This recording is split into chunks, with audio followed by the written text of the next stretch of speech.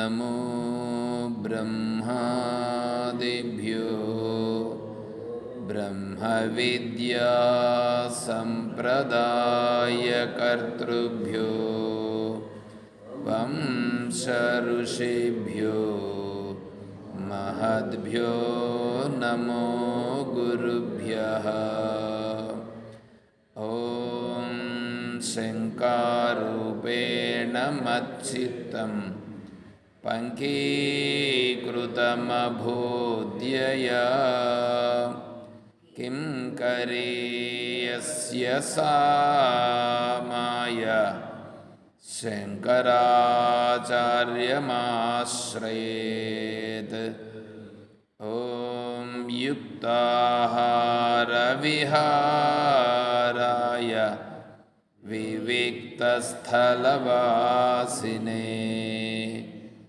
మలయాళయతీంద్రాయ బ్రహ్మనిష్ఠాయ తే నమః. ఓం సర్వమంగళమాంగళ్యే శివే సర్వార్థసాధికే శరణ్యే త్ర్యంబకే దేవి నారాయణి నమోస్తుతే. ఓం నారాయణం నమస్కృత్య నరం చైవ నరోత్తమం దేవీం సరస్వతీం వ్యాసం తతో జయముదీరయేత్. ఓం సహనావవతు సహనౌ భునక్తు సహ వీర్యం కరవావహై తేజస్వినావధీతమస్తు మా విద్విషావహై. ఓం శాంతి శాంతి శాంతి. హరి ఓం తత్సత్.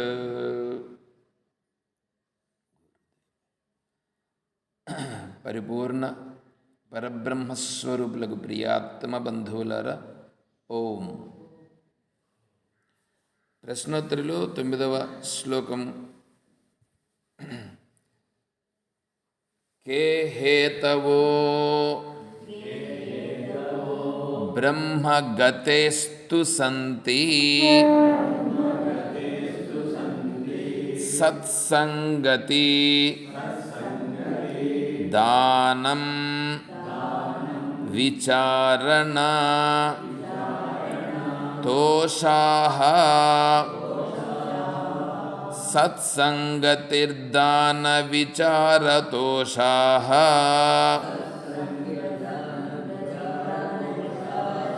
కే సంతి సంతో అఖిల వీతరాగాః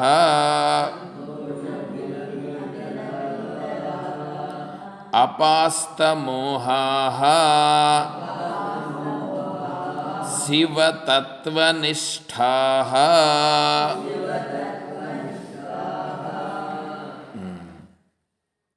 ఇది మనకు ప్రశ్నోత్తరిలో గురువుగారు మనకిస్తున్నటువంటి ఉపదేశం.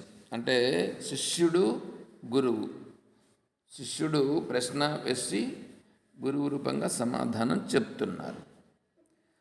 దానికంటే ముందు నేను ఏం చేస్తున్నానంటే,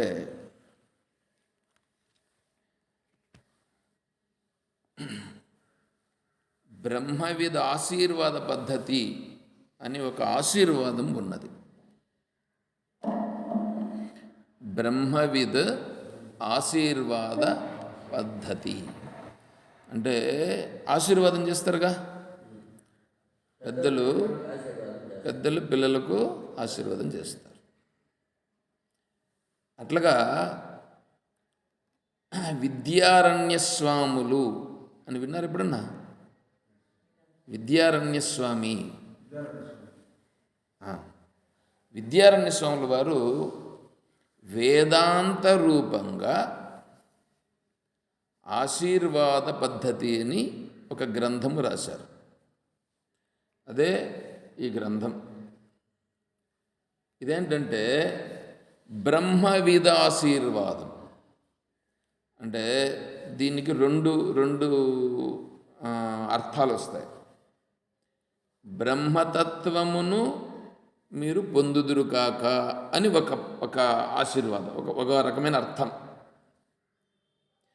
ఇంకొక అర్థం ఏంటంటే బ్రహ్మతత్వమును తను భావించుట. వారు బ్రహ్మతత్వంలోకి వెళుతున్నారు. బ్రహ్మతత్వానికి ఎలా వెళుతున్నారనే దాన్ని వారు చెప్తున్నారు. అంటే పరిపక్వ స్థాయిలో వారి భావన. మన స్థాయిలో మనలను నాయన మీరు ఇలా మీరు ఉద్ధరింపబడుదురు కాక అని వారు ఆశీర్వాదం చేస్తున్నారు. విద్యారణ్య స్వాముల వారు శృంగేరి పీఠానికి పీఠాధిపతిగా ఉండినారు. వారి యొక్క ఆశీర్వాద పద్ధతి. దాంట్లో మనం ఏం చేస్తామంటే ప్రతిరోజు కూడా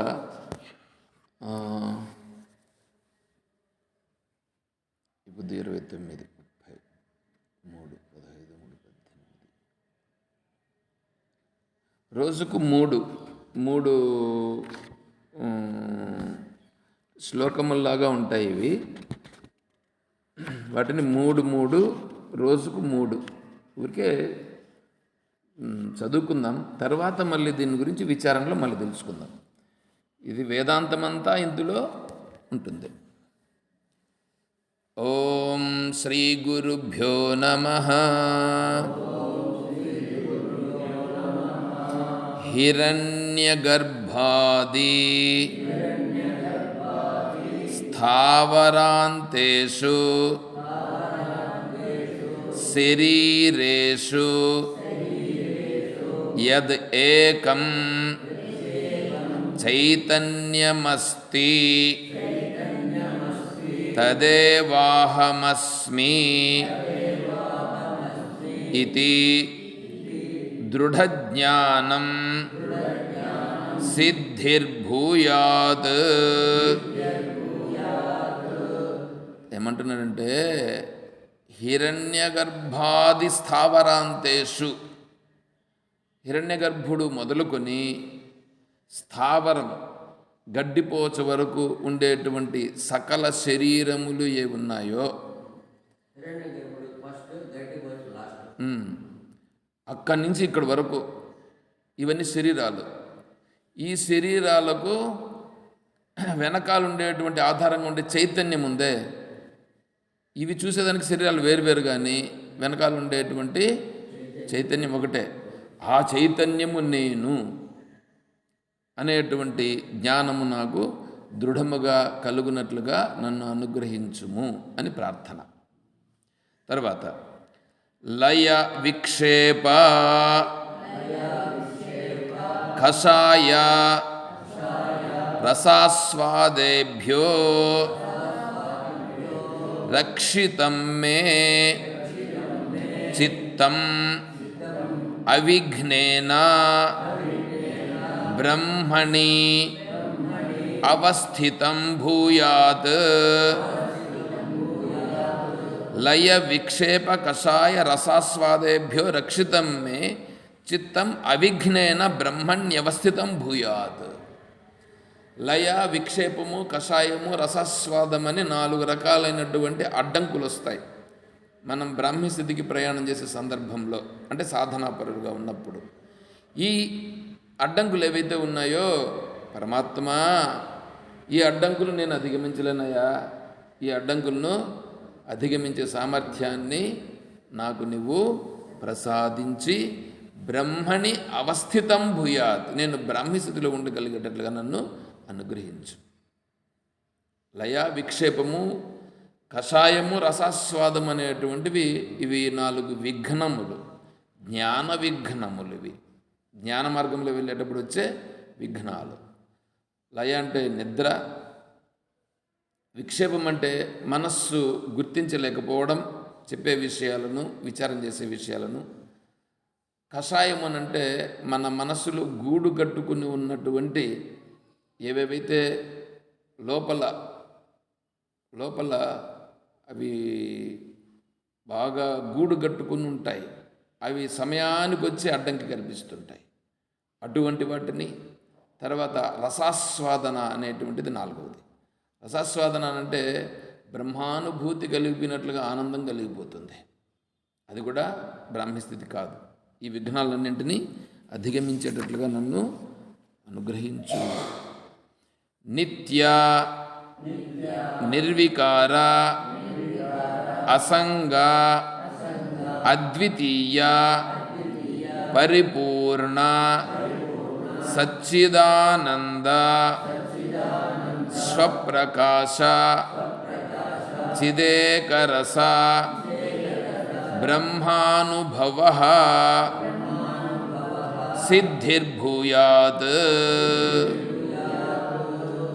నిత్య నిర్వికార అసంగ అద్వితీయ పరిపూర్ణ సచ్చిదానంద స్వప్రకాశ చిద్ ఏకరస బ్రహ్మానుభవ సిద్ధిర్భూయాత్. ఆత్మస్వరూపం యొక్క లక్షణములను ఇక్కడ వర్ణించారు. నిత్యము, నిర్వికారము, అసంగము, అద్వితీయము, పరిపూర్ణము, స్వప్రకాశం అయినటువంటి చిదేకరస బ్రహ్మానుభవం అంటే ఆ చిదేకరస స్వరూపమైనటువంటి బ్రాహ్మీ స్థితిలో నేను స్థిరంగా ఉండగలిగేటట్లు నన్ను అనుగ్రహించుము అని ప్రార్థన. సరే, రోజు ఇవి 3 మొత్తం 50 శ్లోకాలు ఉంటాయి. కాబట్టి రోజుకు 3 చేసుకుంటే మనకు 15వ తేదీ వరకు సరిపోతుంది. సరే, ఇప్పుడు మనం ప్రశ్నోత్తరాలకు వస్తున్నాం. బ్రహ్మతత్వమును తెలుసుకునేదానికి హేతువులు అంటే దోహదము చేసేటివి. దోహదం చేసేటివి అంటే మనం వెళ్ళే మార్గంలో దారి చూపేటివి. మనం రోడ్డింటి పోతూ ఉంటాం, ఆడేం చేస్తుంటారంటే ఈ సర్కిల్ ఉంది, అక్కడ సర్కిల్లో 4 రోడ్ల కూడలు ఉంది. ఆడేం చేస్తారు, ఒక బోర్డు పెట్టింటారు. ఈ రోడ్డు ఎట్లా పోతుంది, ఆ రోడ్డు ఎట్లా పోతుంది, ఈ రోడ్డు ఎట్లా, ఈ రోడ్డు ఎట్లా పెట్టింటారుగా. అదేవిధంగానే ఇక్కడ కూడా నువ్వు వెళ్ళే మార్గంలో ఏ రోడ్లో పోతే నువ్వు బ్రాహ్మీ స్థితికి చేరుతావు, అంటే ఏవి నీవు పట్టుకుంటే నువ్వు బ్రాహ్మీ స్థితికి చేరుతావు. వీటిని పట్టుకోకుండా వేరేటివి పట్టుకుంటే వాటి మార్గంలో వెళ్తారు. అంతే కదా. తూర్పు మార్గంలో పోతే తూర్పుగా పోతాడు, పడమర పోతే పడమర పోతాడు, ఉత్తరం పోతే ఉత్తరం, దక్షిణం పోతే దక్షిణం పోతాడు. అంటే వీడిది ఏదో ఒక ఊరికి పోవాలనుకుని పోతూ ఉంటాడు కదా. వినిపిస్తుంది కదా. ఏమి వినిపిస్తా ఉంది మీరు చెప్పేది. వర్డ్ చెప్తుంది. ఈ దారిలో 4 రెక్కలు ఉంటాయి. మనం ఏ దారిలో పోవాలంటే ఆ దారిలో చూసుకొని పోవాలా. మళ్ళీ రెండోది ఏమో చెప్తుంది, అది తెల్లాస్తంగా. ఇప్పుడు ప్రపంచంలో కొంతమంది రాజకీయంగా పోతారు, కొంతమంది దేవుని పూజ చేసేదానికి పోతారు, కొంతమంది వేదాలను అధ్యయనం చేసేదానికి పోతారు, కొంతమంది ఉద్యోగం చేసేదానికి పోతారు, కొంతమంది వ్యాపారం చేసేదానికి పోతారు, కొంతమంది ఇంజనీర్లుగా, కొంతమంది డాక్టర్లుగా, కొంతమంది రౌడీలుగా, కొంతమంది గూండాలుగా, వ్యవసాయం చేసేవాళ్ళు కొంతమంది. ఇట్లా వాళ్ళ పనులు ఉన్నాయిగా. ఇవన్నీ వాళ్ళు ఎంచుకున్నటువంటి మార్గం, అంటే వాళ్ళ జీవితం అట్లా గడుపుతూ ఉన్నారు. కొంతమంది సంపాదించి పెట్టుండేదాన్ని తింటూ బతికే వాళ్ళు కొంతమంది, ఇంకొంతమంది అప్పులు చేసి బతికే వాళ్ళు కొంతమంది, దొంగతనం చేసేవాళ్ళు కొంతమంది. ఇట్లా ఉన్నాయిగా. వాళ్ళ పద్ధతుల్లో కొన్ని ఉన్నాయిగా.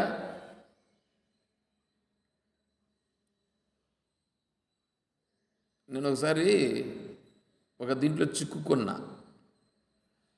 ఏమిటంటే ఒకరు ఏదో విషయానికి సంబంధించి ఆన్లైన్లో ఏదో మాట్లాడినాం. వాళ్ళు డబ్బులు పంపించమన్నారు. ఎంత? 899 రూపాయలు. అది కూడా డబ్బులు దీని నుంచి పంపించకూడదు, యూపీఐ నుంచి పంపించకూడదు, ఫోన్పే కానీ గూగుల్ పే కాదు, అకౌంట్ నుంచి పంపించాలన్నారు. సరే పంపించినాం, ఏదో వేరే విషయానికి సంబంధించి. సరే వాళ్ళు ఏం చేశారు తెలుసా? నేను 899 పంపించాను, బాగానే ఉంది. తర్వాత వాళ్ళు నేను ఏదో అడిగితే దానికి వాళ్ళు ఏం అడుగుతున్నారంటే నా డీటెయిల్స్ అంతా అడుగుతున్నారు. వాళ్ళు నా డీటెయిల్స్, నా వివరాలంతా అడిగారు. నేను అడిగాను, నేను మీ దగ్గర ఏదో అడుగుతున్నానే దానికిను ఈ వివరాలకి ఏంటి సంబంధం అని అడిగాను. మీరు చెప్పండి, మీకు తెలుస్తుంది అని అన్నారు. మీరు చెప్పండి, మీకు తెలుస్తుంది ఏంటంటే, అట్లా కాదు, నాకు కావాల్సింది పలానా వస్తువు, ఆ వస్తువు కోసం నీకు కావాల్సింది డబ్బులు నేను పంపిస్తున్నా. సరే నా పేరు అడిగారు, నేను చెప్పాను. నా లొకేషన్ కూడా వాళ్ళే చెప్తున్నారు. నువ్వు ఎక్కడున్నావనంటే నేను ఏదో తిరుపతిలో ఉన్నట్టు, లేదు మీరు తిరుపతిలో లేరు, మీరు పలానా ఊర్లో ఉంటారని చెప్పి వాడు లొకేషన్ చెప్పాడు, నా లొకేషను. సరే అని అనుకున్నాను. కానీ వాడు అడిగింది ఏంటంటే నీ డీటెయిల్స్ ఉంది చెప్పు. నేను చెప్దామని మొదలు పెట్టేశా, నాకెందుకో మైండ్ స్ట్రైక్ అవుట్ అయ్యింది. వీడికి నేను అడుగుతూ ఉండేదానికి వీడికి చెప్పేదానికి ఏంటి సంబంధం? నా బ్యాంక్ అకౌంట్లో 4.5 లక్షలు ఉంది, 4.5 లక్షల డబ్బులు ఉంది. వాడికి నా డేట్ ఆఫ్ బర్త్ ఒక్కటి కావాలి. వాడికి ఆ డేట్ ఆఫ్ బర్త్ ఒకటి చెప్తే చాలు, మీ ఆధార్ కార్డు పెట్టు అని అన్నాడు. నా ఆధార్ కార్డుకి నీకు ఏంటండి అని చెప్పి నాకు అప్పుడు డౌట్ వచ్చింది. ఆధార్ కార్డు తీసుకున్న పెడదామని అనుకొని నాకు ఎందుకు డౌట్ వచ్చి ఏంది ఇది ఏంటే అని చెప్పి అడిగా. నేను అడిగితే नहीं कुछ नहीं है, कुछ भी चाहता नहीं, तो मेरा आधार कार्ड भेजिए, व्हाट्सएप में भेजिए अंदर. नहीं क्यों होना, आधार कार्ड किस है, क्यों होना, मेरा होना सो वो दूसरा चीज़ है.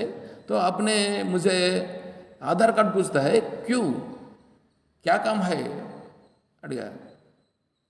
अब भेजिए, क्या चाहता है, हाँ रजिस्ट्रेशन करता है अंदर. ఒరే నీ తాడుదు కూడా అనుకుని సర్లే మై సోచనాహు అని చెప్పేసి పెట్టేసిన. 2-3 సార్లు నేను కొద్దిగా ఆలోచన చేసిన. నేను మళ్ళీ ఫోన్ చేసిన, క్యూ అని అంటే వాడు నేను రిజిస్ట్రేషన్ కన్నా చాయి అందని. నేను లాస్ట్కి ఏం చెప్పానంటే నై భేజుంగా, నేను మీకు పంపించను అని చెప్పిన. వాడు మళ్ళా అంటే నేను మొన్న ఒక ప్రశ్న అడిగిన, నువ్వు ఎవరు, నువ్వు ఎక్కడున్నావని నేను ఇది పంపించాలా, ఒకవేళ నీకు పంపిస్తాను అనుకో, నాకేమన్నా ప్రాబ్లం అయిందనుకో ఎవరిని అడగాలంటే హమారా బ్రాంచెస్ ఇండియా వైడ్ హై కరకు బోలే. వాడు అచ్చా తిరుపతి మే కహా హై బోలియే అందన్నాడు. ఆప్కి ఫిర్ మాలూమ్ హోయేగా అందన్నాడు. ఫిర్ మాలూమ్ హోయా, ఓ వీడెవడో అని అనుకున్నాను. సరే అని మళ్ళీ ఏం చేశానంటే నేను ఇవ్వలేదు.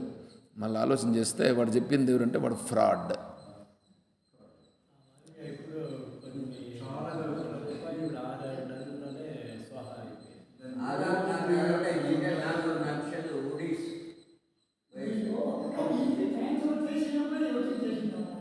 నేను అవును ఎంతోమంది జీవితాలు నాశనం అయిపోయింది.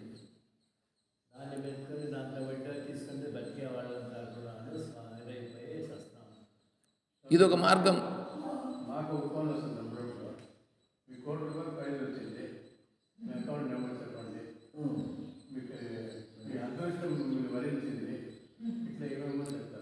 ఇవన్నీ మోసం చేసేటువంటి మాకు తెలుస్తాను, మాకు తెలియదు, మాకు ఏముంది అసలు లాటరీ టికెట్ తీసుకోండి అమ్మా, ఏమన్నా తీసుకోండి అమ్మా, ఇట్లా దాని మీద మోసపోతామా మేము పోయేస్తాం. ఇవి ఆశీర్వాదంతో మేము మోసపోవడము. నేను చూడండి ఇప్పుడు ఆ క్షణంలో నాకు మైండ్కి స్ట్రైక్ అవుట్ అయింది కాబట్టి సరిపోయింది. స్ట్రైక్ అవుట్ కాకుండా ఉంటే ఏమైండేది, ఒక నిమిషం తర్వాత నాకు తెలిసిండేది. వివేకము అది జ్ఞానం. ఇప్పుడు అన్ని ఇంప్రూవ్ చేసి మీకు 50,000 ప్రైజ్ వచ్చింది. ఉండండి చాలే. ఇవన్నీ మార్గములు, వాడు బ్రతికేదానికి మార్గములు. ఈ బ్రతికే మార్గములు ఇట్లా ఉంటాయి. కాబట్టి వీళ్ళని ఏం చేయాలంటే, ఇంకొకటి ఫోన్ చేసి వాడు వేరే మీకు చెప్పినట్లుగా చెప్పాడు, నేను చెప్పా, నోరు నేనైతే తిట్టినావాడిని అప్పుడు. నేను వేరే మాటలు అంత వద్దులేండి, ఇక్కడ కాదు, ఎక్కడ వద్దు, ఇంకా అట్లా నేను మాట్లాడకూడదని అనుకున్నాను.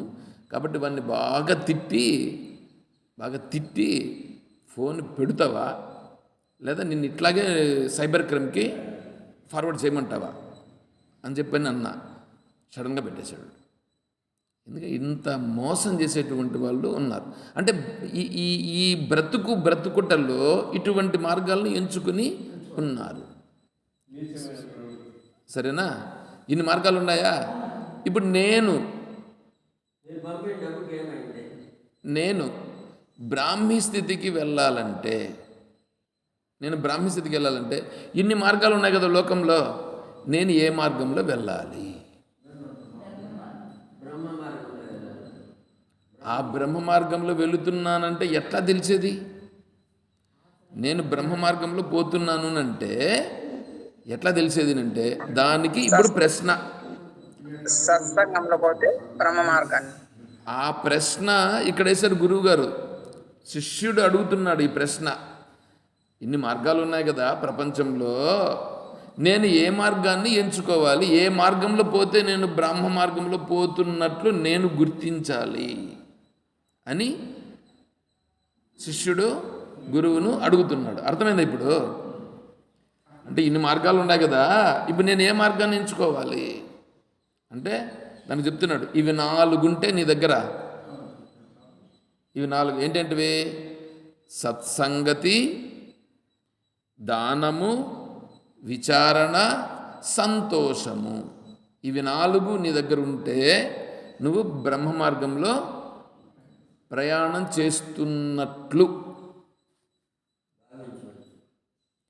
భావించవచ్చు కదా.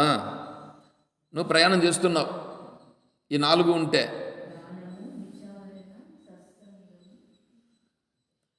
సత్సంగం మొదట, దానము 2, విచారణ 3, 4 సంతోషం. నేను చెప్పినాం, ఈరోజు మళ్ళీ ఒకసారి చెప్పండి. మొట్టమొదటిది సత్సంగము, దానము, విచారణ, సంతోషము. గట్టిగా చెప్పండి, నోరుతో చెప్పండి అప్ప. మళ్ళీ ఒకసారి చెప్పండి. ఉండు, నేను చెప్తాను, నువ్వు చెప్పప్ప. నువ్వు చెప్పొద్దు, నేను చెప్పినప్పుడు చెప్పండి. సత్సంగతి, దానము, విచారణ, సంతోషము. ఇవి 4. అర్థమవుతుందా? ఇప్పుడు మన దగ్గర ఇవి ఉన్నాయా? వేరేటివి కూడా ఉన్నాయా? ఇవి ఉంటాయి, వీటితో పాటుగా వేరేటివి కూడా ఉంటాయి. ఇప్పుడు మనం ఏం చేయాలా? ఈ 4ంటిని పట్టుకోవాలా, మిగతాటివి వదిలేయాలి. అది గుర్తించాలని ఇక్కడ చెప్తుండేది. మొట్టమొదటిది ఏముండాలా? సత్సాంగత్యము. మొదటిది సత్సాంగత్యం, రెండవది దానము, మూడవది విచారణ, 4వది సంతోషము. ఏమండి? సత్సంగతి ఏం చేస్తుందంటే, నిన్న చెప్పుకున్నాం కొద్దిగా, నిన్న సత్సంగతి, నిన్న సాయంకాలం కాదు, నిన్న ఉదయం చెప్పుకున్నాం. ఉదయం సత్సంగతి మనకు భజగోవిందంలో ఆచార్యుల వారు చెప్పు ఉన్నారు. సత్సంగత్వే నిస్సంగత్వం, నిస్సంగత్వే నిర్మోహత్వం, నిర్మోహత్వే నిశ్చలతత్వం, నిశ్చలతత్వే జీవన్ముక్తి. భజ గోవిందం భజ గోవిందం భజ గోవిందం మూఢమతే సంప్రాప్తే సన్నిహితే కాలే నహి నహి రక్షతి ఢుక్రున్ కరణే. ఢుక్రున్ కరణే అంటే ఇక్కడ ఏమంటే ఇవి తప్ప వేరేటివన్నీ ఏ ఉన్నాయో అవన్నీ నిన్ను రక్షించవు. మొట్టమొదటిది సత్సంగం. సత్సంగం చేస్తున్నాము అని అంటే ఏం కలగాల? సత్సంగత్వే నిస్సంగత్వం. నిస్సంగత్వం అంటే సంగము లేకుండుట. నిన్న సాయంకాలం చెప్పుకున్న దాంట్లో కొద్దిగా వచ్చింది ఇది. నిన్న పొద్దున్న కొంచెం చెప్పుకున్నాం, కానీ మళ్ళీ ఇప్పుడు ఎందుకంటే కొంచెం బాగా అర్థం కావాలి. ఇవి అర్థం కాకుండా చెప్పుకొని ఊరికే దాటుకొని వెళ్ళిపోతే ప్రయోజనంలే. ఏమంటే మనకు ఇల్లు, వాకిలి, భార్య, భర్త, బిడ్డలు, ధనము, మన యొక్క ఐశ్వర్యము, వీటన్నింటిపైన మన మనస్సులో ఒక భావన ఉందా లేదా? ఉందా? ఈ భావన ఏదైతే ఉందో ఆ భావన బాగా ఉందా లేదా ఊరికి కొంచెంగా ఉందా?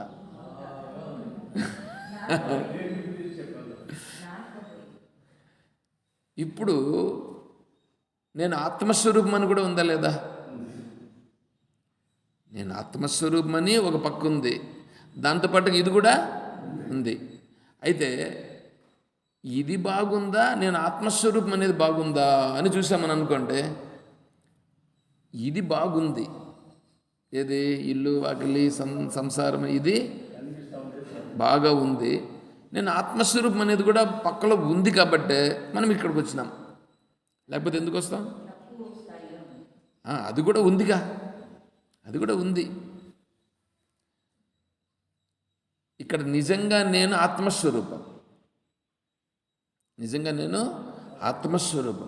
ఆత్మస్వరూపం అయితే నేను ఆత్మస్వరూపంగా ఉండలేకుండా ఉన్నాను. నేను ఆత్మస్వరూపంగా ఉన్నానా? సహజంగా ఆత్మస్వరూపంగా ఉన్నానా? లేదు. ఈ విషయాలలో పడి ఈ విషయాలన్నీ మనలను ఏం చేసి ఉన్నాయంటే బాగా చుట్టూ ఆవరించి ఉన్నాయి కదా. ఇప్పుడు ఇవే మనలను బాగా ఆవరించి బాగా కట్టి పడేసి ఉన్నాయి. ఎట్లున్నాయంటే అభిమన్యుడు పద్మవ్యూహములోనికి వెళ్ళినట్లుగా ఉన్నాయి. మనం వెళ్ళిపోయినాం కదా పద్మవ్యూహంలోకి. అభిమన్యుడు వచ్చేది తెలీదు అతనికి.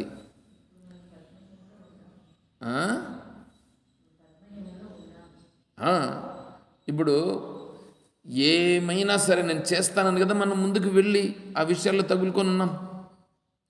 మనం విషయాలు తగులుకున్నామని ఉన్నామా? విషయాలు తగులుకున్నామని లేం మనము. ఆ విషయాలను చేస్తామని, సంపాదిస్తామని, దాంట్లో ఏదో పొందుతామని లోపలికి దూరిపోయి ఉండాం. పోయినారా లేదా చూసుకోండి మీరు. పెళ్లి చేసుకున్నామా? పెళ్ళి మనమే కావాలని చేసుకున్నామా? బిడ్డలను మనమే కావాలనుకుని ప్రయత్నం చేసి కన్నామా? దానికోసం సంపాదిస్తూ ఉన్నామా? ఏదో బాగుండాలని అనుకొని ఏంటంటూ మిద్దెలు మెడలన్నీ కడుతున్నామా? ఇవేవో ఉంటే ఇది కొంచెం పని చేస్తే కొంచెం పని చేయ ఏదో ఉండేదాన్ని ఎత్తిపెట్టి బ్యాంకులో పెడుతున్నామా? ఇవన్నీ ఉన్నాయా మన దగ్గర? భూములు, బుట్టలు కూడా సంపాదించున్నామా? ఇవన్నీ ఉన్నాయి. ఇప్పుడు మన మనస్సులో ఇదంతా ఉంది, గట్టిగా ఉంది. నాకు ఇంత ఉంది. అవి పట్టుకోలా, మనం పట్టుకొని ఉన్నాం. అవునా? గట్టిగా ఉన్నాయి. నేను పట్టుకున్నాననేటట్లు తెలియకుండానే అవే పట్టుకొని ఉన్నాయి. చూడండి, అవి పట్టుకున్నాయి అనేటట్లుగా మనం ఉండం. అంటే ఇప్పుడు మనం ఏమైపోయినాం? లోబడిపోయినాం. అంతలో పడిపోయి ఉన్నాం. ఇప్పుడు గుర్తించాలిగా.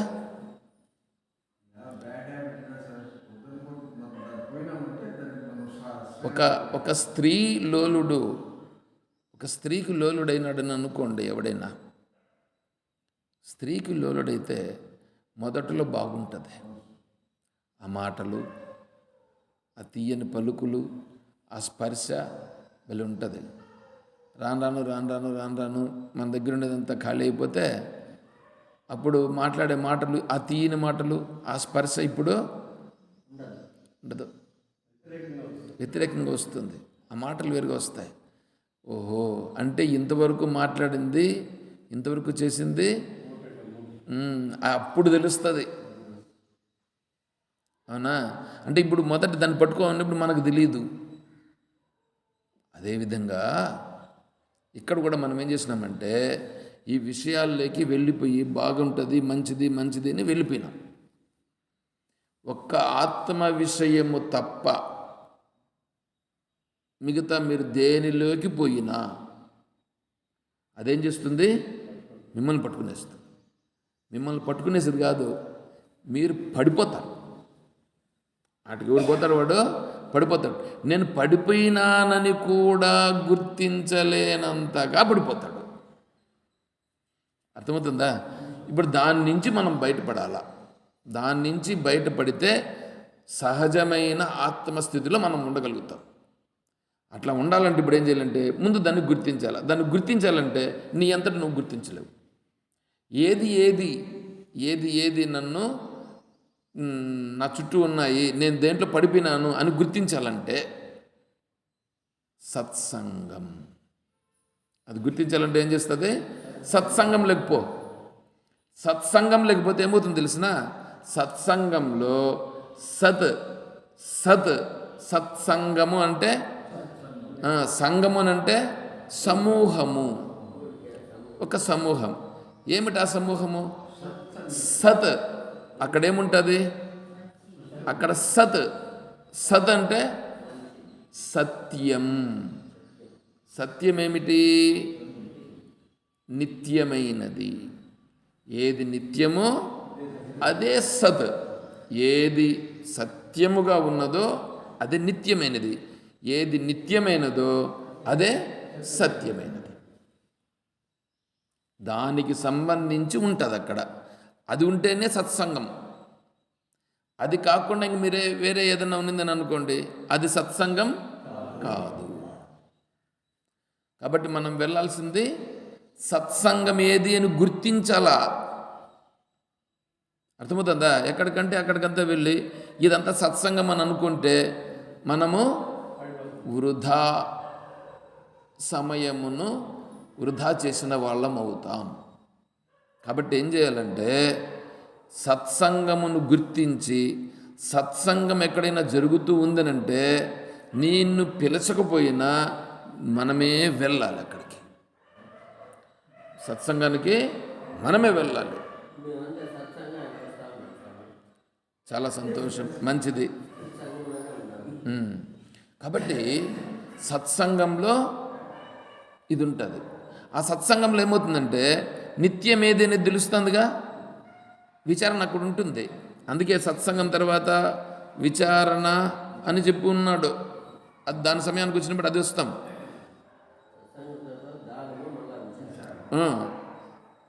దానం అనేది ఎందుకు చెప్పినాడు, విచారణ అనేది ఎందుకు చెప్పినాడు అనేది మళ్ళీ వస్తాను. నేను ఇప్పుడు ఇంకా వాటికి పోలా, సత్సంగంలోనే ఉంటాను. నేను నిన్న సత్సంగంలోనే ఉండాను, ఈ బుద్ధి కూడా సత్సంగంలోనే ఉన్నా. అంటే సత్సంగంలో ఉండాలని కాదు, విచారణ సత్సంగం గురించి పట్టుకొని ఉన్నాము. ఆ సత్సంగం ఏం చేస్తుంది? మాత్ర వేసుకుంటే లోపల పోయి ఒళ్ళు నొప్పులు ఉంటే ఒళ్ళు నొప్పులు తగ్గిస్తుంది కదా, తగ్గిస్తూ ఉంది అనేది తెలుస్తుంది కదా. అదేవిధంగానే సత్సంగం అనేటువంటి దాంట్లోకి పోతే ఇప్పుడు ఏమవుతుందంటే సత్సంగం ఏం చేస్తుంది? నిస్సంగం చేయాలిగా. నిస్సంగం ఎట్లా చేస్తుందంటే ముందు నీ కర్మలను గుర్తింపచేస్తుంది.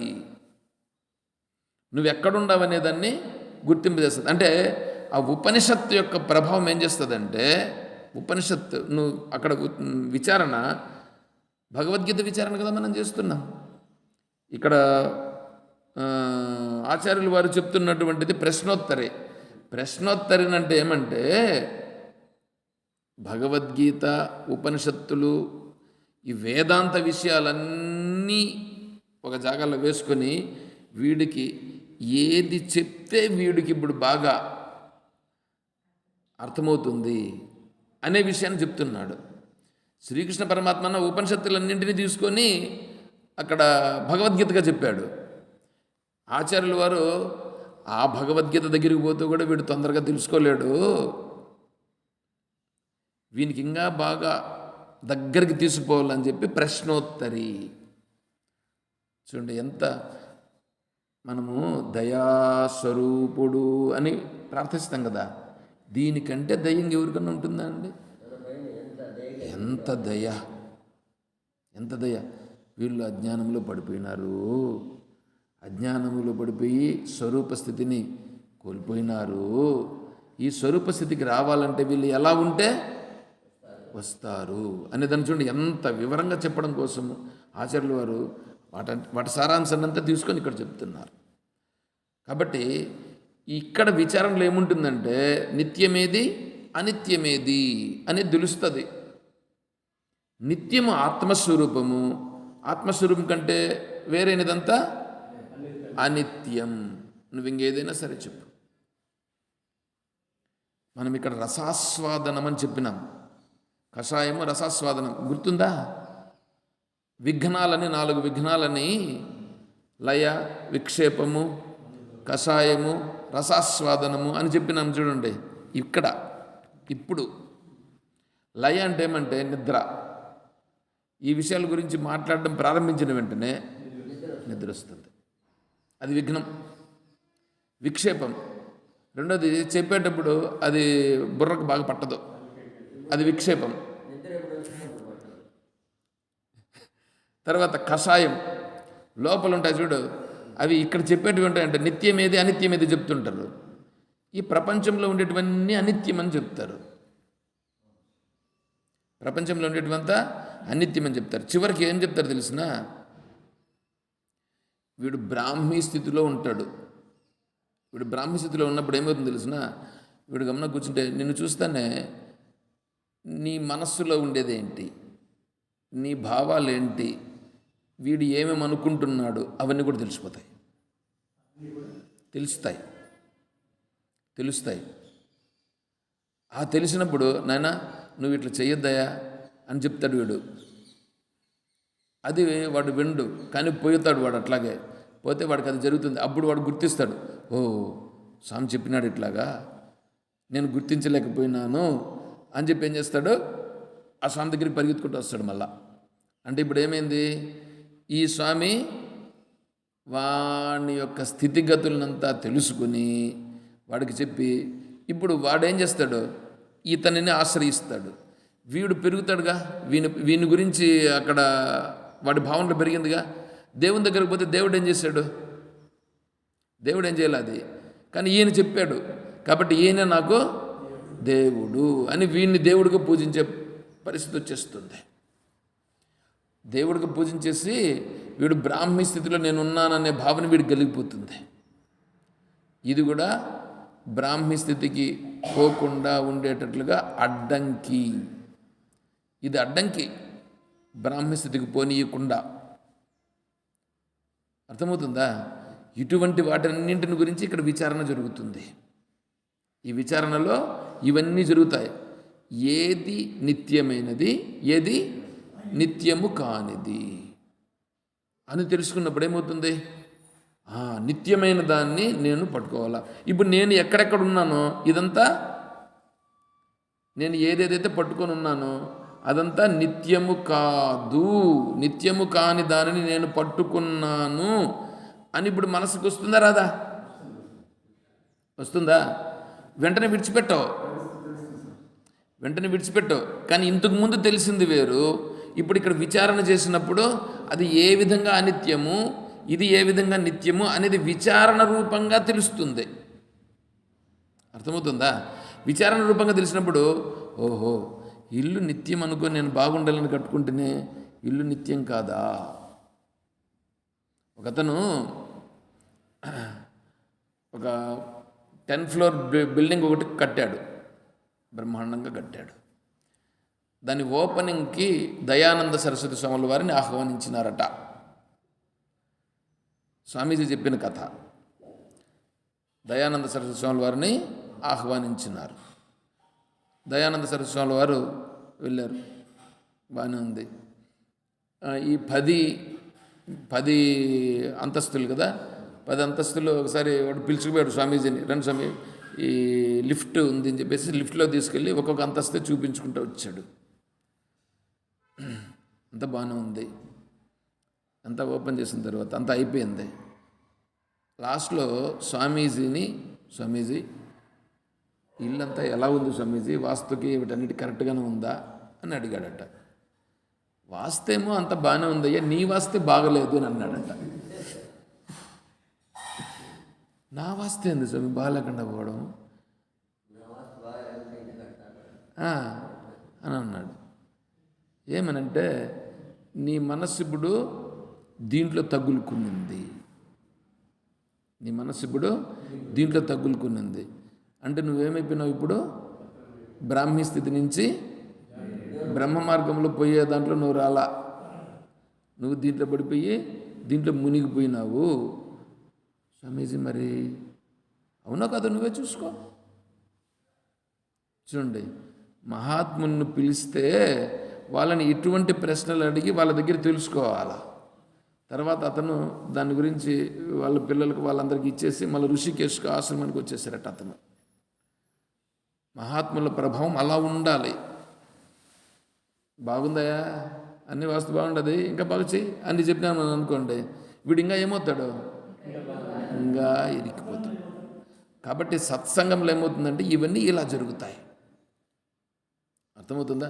అంటే ఇప్పుడు దీన్ని గుర్తించి ఓహో నేను కర్మలో చిక్కులుకొని ఉన్నాను అని గుర్తిస్తానే. ఇప్పుడు కర్మను గురించి ఇప్పుడు వీడేమనిపిస్తుంది మనసులో, ఇదంతా కర్మ, ఇది నన్ను ఆవరించి ఉన్నది అనే భావన వస్తుందిగా. అప్పుడు దీనికి ఇచ్చే ప్రాధాన్యం ఏమవుతుంది, పూర్తిగా తగ్గదు. కొంచెం నీకు ఇది మళ్ళీ పెరుగుతూ ఉంటే దానిపైన ప్రభావం తగ్గుతూ వస్తుంది, దీన్ని తగ్గించుకోవాలనేది. అట్లా కాకుండా ఇది కేవలం ఒకసారి 2 సార్లు 3 సార్లు వినేసేసి గమనం ఉన్నాడని అనుకోండి, దాని ప్రభావం బాగుంది కాబట్టి అది తగ్గదు. అర్థమవుతుందా? అది ఇప్పుడు ఏమవుతుందంటే ఫస్ట్లో విన్నప్పుడు ఒరే నేను కర్మలో ఉన్నానా అని అనిపిస్తుంది. నీకు చెప్పలేదు, నువ్వు కర్మలో ఉండవురా అని చెప్పలా, కానీ నిత్యమేది అనిత్యమేది అని చెప్పింది. నిత్యమేది అనిత్యమేది అని చెప్పినప్పుడు ఓహో అయితే నేను అనిత్యమును పట్టుకొని ఉన్నానా అని మనంతటా మనకి అనిపిస్తుంది. అలా అనిపించడం సత్సంగంలో మాత్రమే జరుగుతుంది. అది బాగా పెరుగుతూ వస్తే ఉపనిషద్ విచారణ, భగవద్గీత విచారణ ఎప్పుడైతే పెరుగుతూ వస్తుందో ఓహో అయితే నేను పట్టుకున్నటువంటివన్నీ నన్ను ముంచేస్తున్నాయి, నా స్వరూప స్థితిలో లేకుండా చేస్తున్నాయి అనేటువంటి స్థితి పెరిగి క్రమంగా లూజ్ అవుతాయి. ఆ ముడులన్నీ కొద్దిగా లూజ్ అవుతా వస్తాయి. ఆ చేసే పనులలో ఇంతకుముందు ప్రాధాన్యం దానికోసమే పడి చచ్చిపోయేవాడు. ఇప్పుడేమవుతుంది, దానికి అంత ప్రాధాన్యము ఇవ్వకుండా తగ్గడం జరుగుతూ వస్తుంది. క్రమంగా ఈ భగవద్భావన ఆత్మభావనకు ప్రాధాన్యం పెరుగుతుంది. అర్థమవుతుందా? భగవద్భావన పెరుగుతూ వచ్చేటప్పటికీ ఇవన్నీ కూడా నిజమైనవి కాదు అని తెలుస్తుంది. చివరికి ఇప్పుడు భార్య బిడ్డలు వీళ్ళందరూ ఉన్నారు చూడండి, వీళ్ళందరూ నా వాళ్ళు అనేటువంటి భావన ఉంటుంది. వీళ్ళందరూ నా వాళ్ళనే భావన ఉందా లేదా? వీళ్ళు మనల్ని ఏమైనా ఉద్ధరిస్తారా? వాళ్ళ పైన ఉందే ఇది ప్రేమ అని మనం అనుకుంటున్నాం, అది మోహము. మోహమే కానీ నిజమైన ప్రేమ కాదు. వాళ్ళు వచ్చి ఎవరో చెప్పారనుకుంటా, నిన్ననే నాతో ఎవరో మాట్లాడితే అన్నారు, స్వామి నా కొడుకులు భలే చూస్తున్నారు స్వామి నన్ను అందే అన్నారు. మళ్ళా ఆయనే అన్నాడు ఒక మాట, ఇది వాళ్ళు నా దగ్గర డబ్బు కోసం ఏమన్నా చూస్తున్నారేమో తెలియదు స్వామి నాకు. ఈయనకు లోపల నిన్న అన్నారండి, ఎవరో నాకైతే గుర్తులేదు కానీ మనుషులు అట్లా అన్నారు. అరే ఎంత కరెక్ట్గా చెప్తున్నాడు ఆయన. మోహమును గుర్తించుట, మోహమును గుర్తిస్తున్నాడు కానీ అది బాగా దృఢం కావట్లేదు. దృఢం కావాలంటే ఏం చేయాలా? కొంచెం గమనించాలా, కొంచెము గమనించాలి. కొంత టైం పడుతుంది దానికి, కొంచెం టైం పడుతుంది. అది వాళ్ళు సంతోషంగా చూడని కాదని చెప్పట్లేదు. వాళ్ళ ధర్మము వాళ్ళు పాటించాల్సి ఉంటుంది. ధర్మాన్ని పాటిస్తుంటారు. మనం నిజంగా గన ధర్మంగా గన వ్యవహారం చేస్తుంటే వాళ్ళు కూడా ఇప్పుడు ధర్మంగా, పెద్దలను పిల్లలు చూసుకోవడం ధర్మం. అలా ధర్మంగా చూసుకుంటుంటే మంచిదే. అది మోహంగా చూసుకుంటున్నారా, ప్రేమగా చూసుకుంటున్నారా అనేది మళ్ళీ గుర్తించాల్సి వస్తుంది. ఇక్కడ వస్తే అప్పుడేమవుతుంది, ఇది మోహమేమిటి, మోహము కానిదేమిటి అనేది తెలుస్తుంది. మనం ఏం చేస్తున్నామంటే మనం ఇదే నిజం అని చెప్పి వాళ్ళని పట్టుకొని ఉన్నాం. అర్థమవుతుందా? భార్యను, బిడ్డల్ని, భూముల్ని, వాటిపైన మోహం. కారు కొత్తగా కొనుక్కున్నామండి, కారు పైన ఎంత ఇది ఉంటుంది?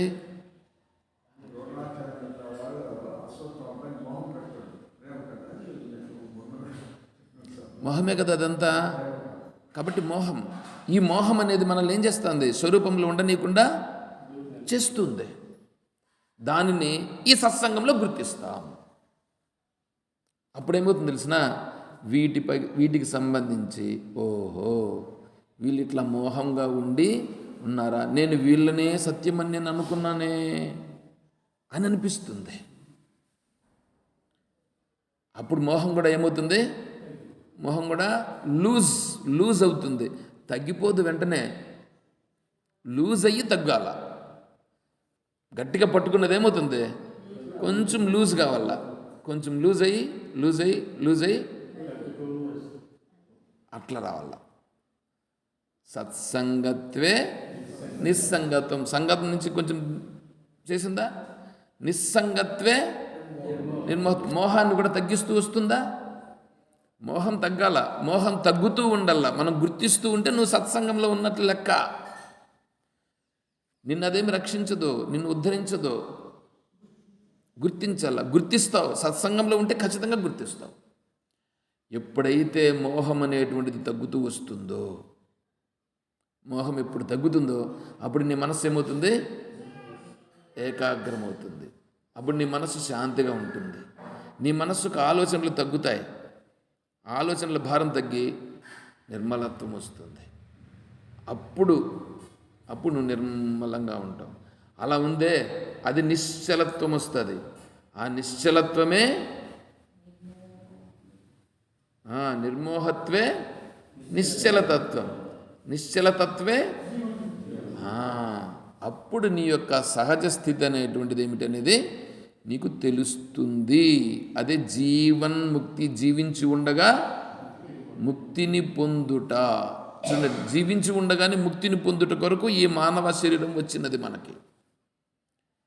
శరీరం విడిచిపెట్టేసిన తర్వాత, ఇప్పుడు ఈ మధ్యలో నేను ఒకసారి మా ఊర్లో నుంచి బయలుదేరినాం, బస్సు దగ్గరకు వచ్చినాం. బస్సు రాలా. ఆ లోపల వేరే వాడెవడో ఒకడు వచ్చాడు. వాడెవరో తెలియని వ్యక్తి. సరే వచ్చి నిలబడినాడు. వాడే మాట్లాడినాడు, మీరు ఎక్కడికి పోతారు అందని అన్నాడు. బెంగళూరు బస్సు కోసం ఉన్నాము, బెంగళూరుకి పోతున్నాము అని చెప్పాము. వాడు ఏదో మాట్లాడుతాం, వాడెవరో తెలియదు మనకి. నువ్వెవడు, ఎక్కడి నుంచి వచ్చినావు, నువ్వు ఈ ఊరోడు కాదంటే, మాది ఊరు కాదు, మేము వేరే ఊరు నుంచి వచ్చినాము, మేము ఫోటోగ్రాఫర్స్ అని చెప్పాడు. సరే పలానా వాళ్ళది ముస్లిమ్స్ది ఏదో పెళ్ళి ఉంది, దానికోసం తీసామన్నాడు. ఫోటోగ్రాఫరు చాలా గొప్ప ఇదండి. ఎందుకంటే వాడు మనుషులన్నీ పోతారు, కానీ ఫోటోలు తీస్తే ఫోటోలు ఎప్పుడూ ఉంటాయి.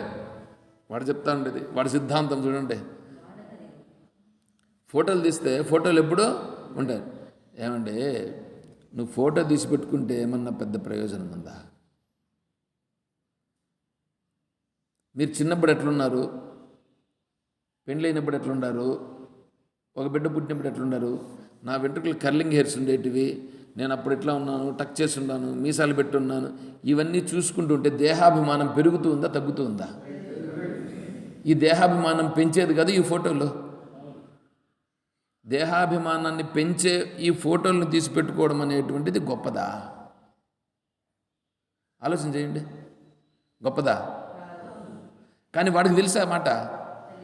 నేను ఇప్పుడు వాడికి ఆ మాట చెప్పిన అనుకో బాగుండదు. వాడు సత్సంగానికి వస్తే వాడికి చెప్పొచ్చు మనం, అంతేగాని ఆడ మనం ఆ మాట చెప్పకూడదు. సరే నిన్న మంచిది, ఏదో ఒక వృత్తిని ఎంచుకున్నావు, చాలా మంచిదండి అని చెప్పి చెప్పాను వాడితో, కొంతసేపు టైంపాస్. ఇవన్నీ మనం గుర్తించాలంటే సత్సంగానికి రావాలి.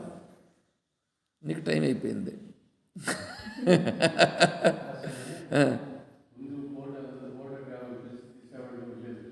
మీ సెల్ ఫోన్ వచ్చినప్పుడు ఎక్కడ దేవుడు చూసేది ఎక్కడ టీచర్ తీసుకొచ్చే పోస్ట్ తిరిగి అక్కడికి వాళ్ళు పంపిస్తారు, ఇక్కడ వీటికి పంపిస్తుంది. మా ఊళ్ళో జరుగుతూ ఉంది. ఇది ఒక అందుకే తెలిసింది ఏమీ లేదు. ఫోన్ ప్రభావం కానీ వేరే ప్రభావం. అందుకే ముందు ఇది నరకలోకము ఎక్కడో పైన ఉండిందన్నమాట. ఇప్పుడు ఎక్కడుందంటే కర్ణపిశాచం అని పేరు పెట్టినారు సాధువులు. కర్ణపిశాచం. కర్ణపిశాచం అంటే కర్ణం అంటే ఏమే? చెవి. చెవికి పట్టుకున్న పిశాచం ఏంది? ఫోను. అవునప్పా, ఇంకేది. ఇప్పుడు కొంతమందిని గురించి మనం మాట్లాడడం లేదు, కొంతమందిని గురించి మాట్లాడడం లేదు. ఎవరిని గురించి మాట్లాడుకుంటున్నాం? మనల్ని గురించి మాట్లాడుకుంటున్నాం. ఇప్పుడు మనం గుర్తించాలి, అంతవరకే చాలు. వేరే వాళ్ళ గురించి మనకెందుకు? అర్థమవుతుందా? కర్ణపిశాచం. ఇప్పుడు దృశ్య పిశాచం కూడా కదా చూస్తున్నాం లేదా? చూసి దాంట్లో ఏమన్నా చూస్తాను. కాబట్టి ఫోన్ను ఎంత దూరంగా పెడితే అంత మంచిది. అందుకని నేనేం చేశాను తెలుసా, ఈ మధ్యలో మీకు ఒక మెసేజ్ పెట్టినాను. ఫోను పని చెయ్యదు, నా నెంబర్ పని చెయ్యదు, మీరేమన్నా ఫోన్ చేయాలని అనుకుంటే పలానా నెంబర్కి ఫోన్ చేయండి అని చెప్పి పెట్టాను. అంటే నేను ఫోన్ని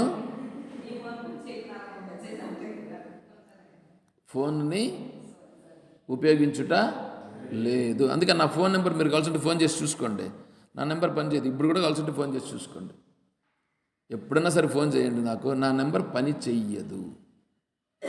నాకు అవసరం ఉండి ఆడేదన్నా ట్రాన్సాక్షన్స్ ఏదన్నా జరిగేది ఉంటే కొంతకాలం దాంతో పని ఉంది కాబట్టి నాకు ట్రాన్సాక్షన్ అవసరమైనప్పుడు మాత్రం దాన్ని ఆన్ చేస్తాను ఆ నెంబర్. అప్పుడు ఆ ట్రాన్సాక్షన్ అయిపోతేనే మళ్ళీ నేను కట్ చేసేస్తాను. అర్థమవుతుందా? అది సరే.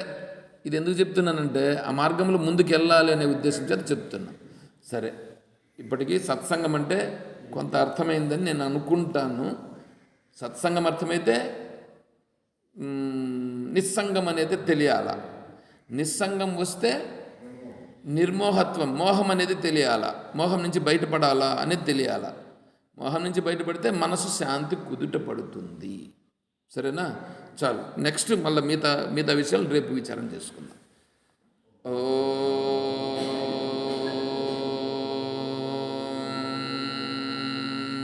తత్సత్. ఓం అసతో మా సద్గమయ,